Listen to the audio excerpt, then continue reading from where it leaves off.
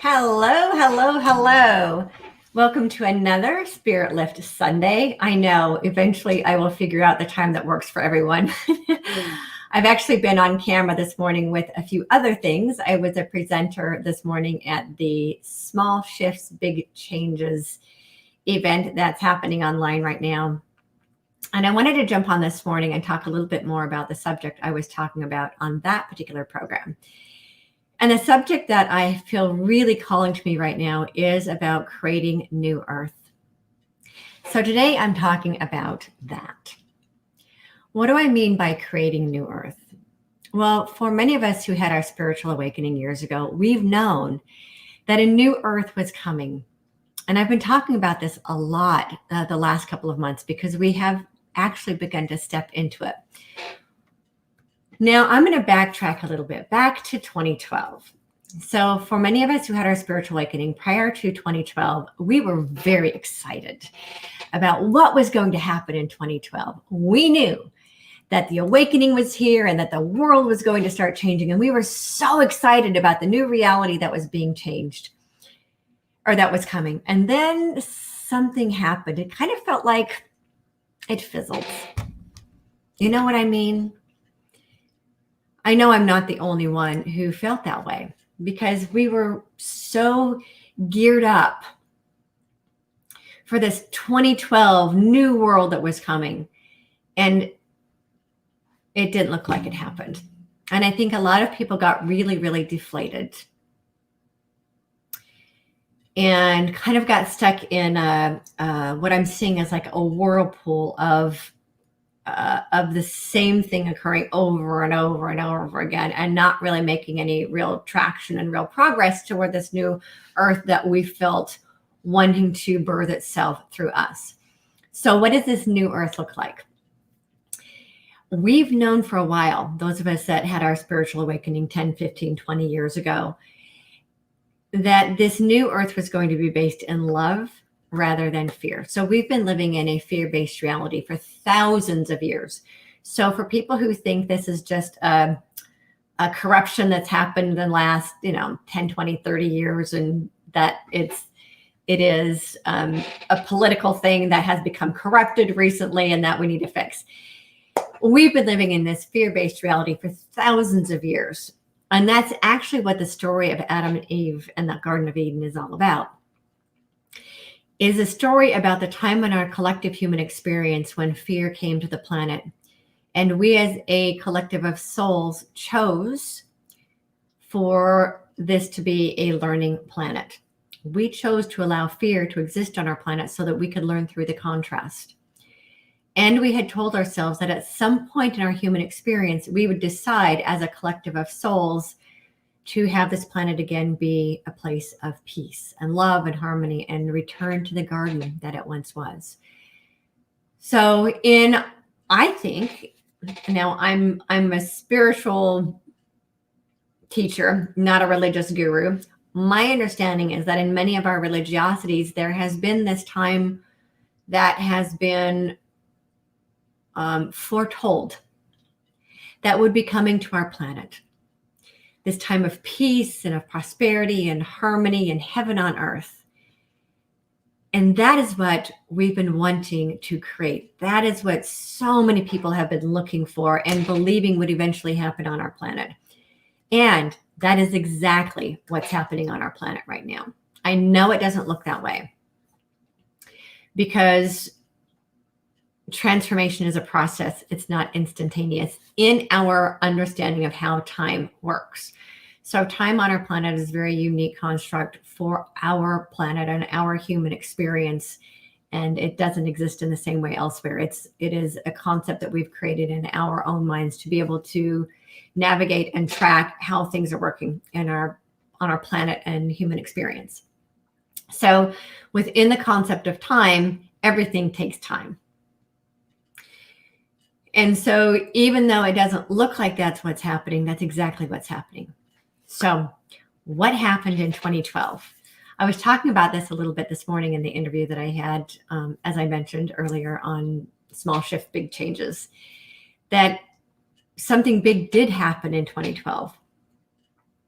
What happened in 2012? One was the convergence of the third dimension and the fourth dimension. And I think that you guys have heard me talking about this before. And a lot of spiritual teachers are talking about the 3D, 4D convergence. The fourth dimension is a bridge between the third dimension and the fifth dimension. It's a bridge between hell on earth and heaven on earth. It is like the birthing process. It's the birth canal between the old world and the new world. And it's a process that we've all had to go through. Now, within this process that's happened since 2012, we've had concepts that have bridged us from the old world to the new world.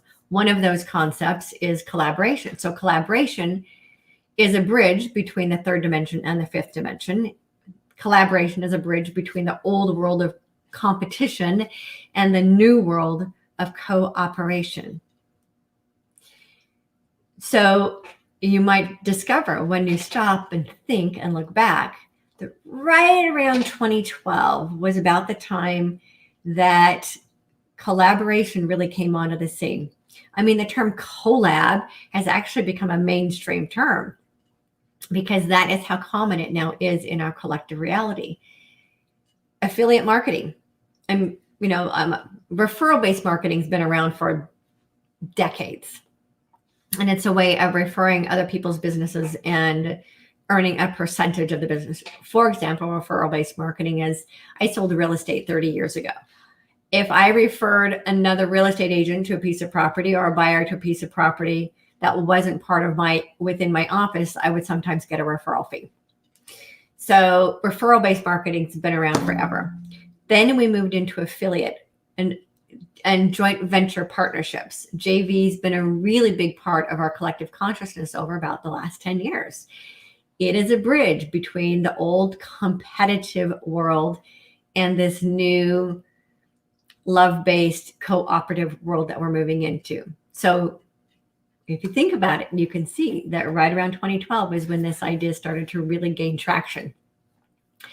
Another thing that was a bridge that started to be created around 2012 is this concept of digital currency. Digital currency, and Bitcoin, of course, was the first of that, was brought onto the scene around 2011. I actually got a download from Spirit about that time, explaining to me about how this new share economy was going to work, and a whole download about digital currency. And I remember sitting in my car and saying, this is fantastic. I hope somebody else does something with it, because I don't know a thing about the financial world other than what Spirit tells me. So fortunately, other people picked up on the idea and they started creating the concept of digital currency. What digital currency is doing for humanity is it's moving out of the old fear-based fiat currency systems that are they're backed by human debt. They're not even backed by natural resources. And digital currency is the bridge between the old fear-based money system and the new quantum system that's presently being built. Some people are already starting to move into the quantum system. We will start to see that more and more and more this year. I really believe that the quantum financial system, the light switch is getting flipped on pretty soon. Might even be by the end of this month. That's the April was given to me months ago as a time when prosperity programs would start to turn on. So those are two of the things that were bridges between the old world and the new worlds that started around 2012. So if you're a person like me who was looking at 2012 and saying, what happened to this new world that I thought was being created in 2012? It actually did start getting created in 2012. Now in 2021, we're moving into the next phase. In this phase that we're in right now, as we came around, as our planet came around into the age of Aquarius, it's now created an opening for another layer of new earth to be bridged in our physical reality. And this love-based reality to become more prominent in our collective existence. So in this new love-based reality, we're going to be looking at a quantum financial system. What that means is that it is going to be created in the quantum fields, and that it requires each of us to raise our vibration up to the point where we're able to access that prosperity. So this prosperity, and I was shown this years ago, is that this new financial system is being coded at a very high vibration so that the money and the prosperity is only accessible by those who are heart-based. So that it's up to every single one of us to raise our vibration up to the space of heart and genuinely desiring to use this prosperity for the greater good of all life on earth, not just for ourselves, moving out of service to self and into service to the whole. And so once we move out of the ego's need for self-preservation and move into the heart's need to be of greater service to all of humanity, then we raise our vibration up to the point where the money can flow to us. This new prosperity, this new quantum money that's being made available can flow to us with grace and ease. The other reason it's being coded at such a high vibration is that so that those people who are living for the sole purpose of greed and self-preservation will not have access to it. It's only going to be made available to the people who can raise their vibration up high enough to receive it with grace and ease. So financially, that's where we're heading. With regard to business, where we're heading is that we're moving completely out of competition. Competition doesn't even exist in the love-based reality. What exists is collaboration and cooperation. And cooperation is completely different because it allows us to have a mutual purpose and all working together for the same purpose. These systems will no longer they're no longer going to be the pyramidal structure of one person at the top running the show. They're going to look more like wheels with the leader actually being the core of the concept and then everybody playing an equal role within the concept itself. So business structures will change entirely. And what else?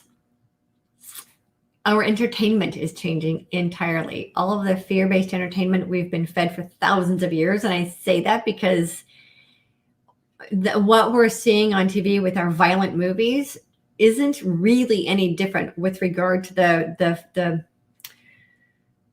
the chemical reaction that it creates within the physical body. The incredibly fear-based violent movies that we watch creates the same chemical reaction in the human body that thousands of years ago watching the lions eat humans did the same thing. It disrupts our natural chemical balance by watching violence. So we're going to see less and less and less of that because we're creating a new entertainment system that is going to be feeding love and the loving truth to humanity rather than these shows and programs that keep us stuck in a fear-based reality and keep us from fully accessing the true divine nature of who we are as human beings. So there were 3 steps that I talked about this morning on the Small Shifts, Big Changes program I was a part of. I'm going to share those with you really quick. So the first one is laser focus. And I know you guys have heard me talk about this before, which is to change our focus. So sorry, there's a spider on my wall. I think I'll just let it be and go where it needs to go. Yeah. Okay. Sorry, minor distraction, ADD, distracted by something shiny, or in this case, something very black and fuzzy. So anyway, we're talking about laser focus, and that is to focus on the world we want to create rather than what we see swirling around us. So what we're watching on in the news right now isn't real. Not that it's all fake news, of course, because the news does offer some, real what's really happening in the world. What isn't real is the level of fear that it is continually propagating. The old saying, false evidence appearing real. That's what it is. So it's the energy of fear that's continually being stirred up within us by the news and by what's on television to keep us stuck in this fear-based reality. So it's up to each of us to, recognize that the suffering exists. We're not going to turn off the TV and pretend that suffering doesn't exist in our world, because it does.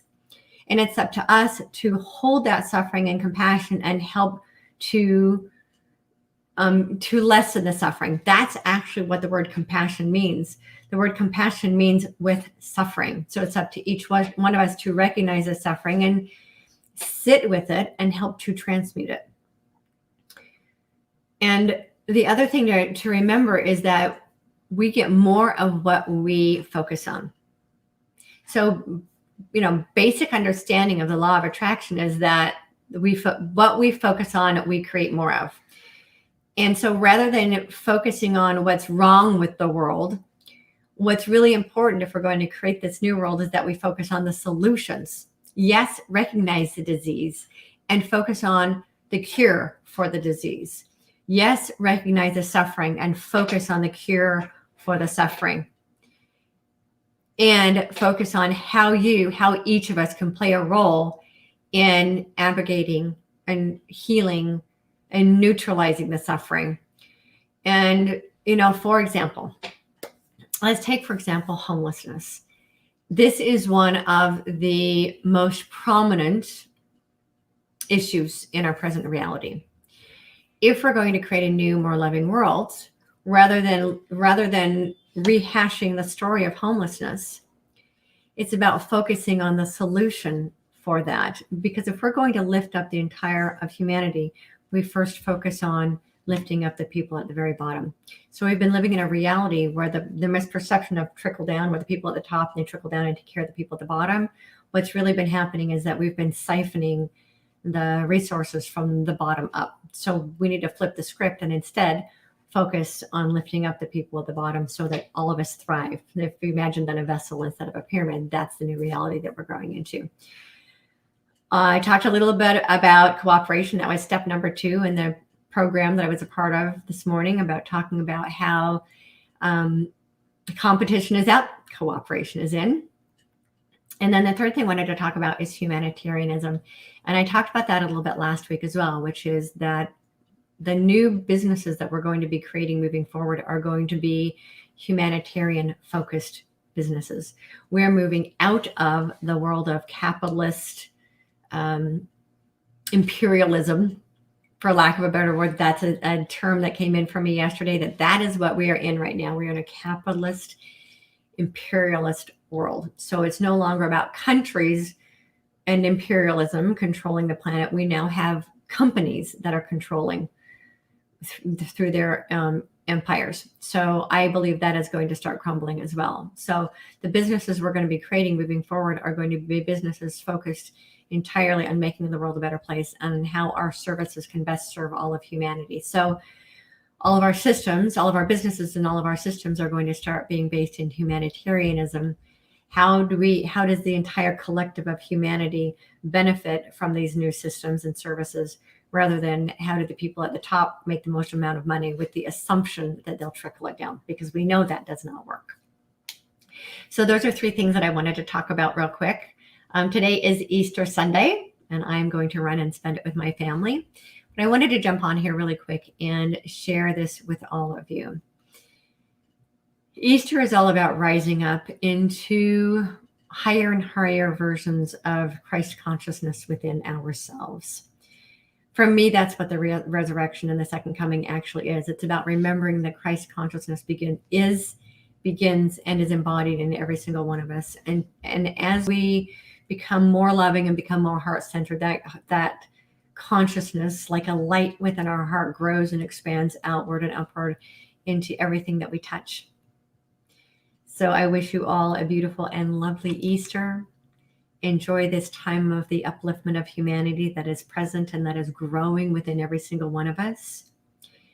And on that note, don't forget to go to my website and pick up your free gift, which is my book, Rise Up. It's all about what's happening on the planet right now. It has some great definitions in there. If you're wondering what some of the words mean that are floating around in the world right now, that will help you understand that as well.